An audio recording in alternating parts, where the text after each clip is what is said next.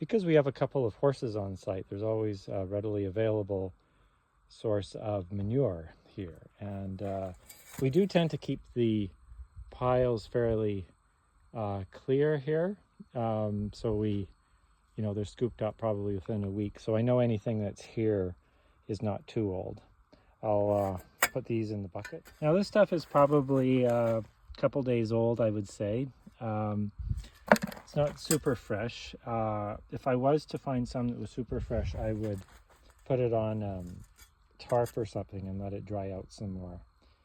So I just spread it out with a pitchfork, and because it's quite dry and sunny here this week, we're not expecting any rain. I'll just let it cure out in the open. If it was a rainy climate, I would probably put it inside or under a tarp. And after a day or two, this horse manure is drying out nicely. It's more uniform in color now. Before it was kind of green in the middle, so it should be ready for the pile. Now that the manure has dried out in the sun for 2 or 3 days, it's ready to go back into the bucket.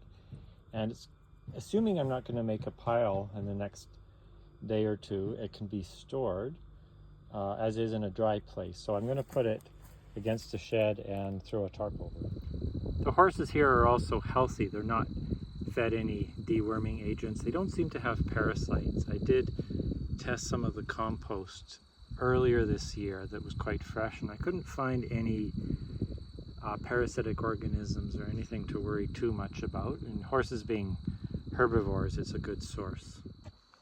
We believe in good quality compost, which also means happy compost. He's not happy right now because he's got itchy bugs. Now he's happy. So the horse manure component comes from happy, healthy horses.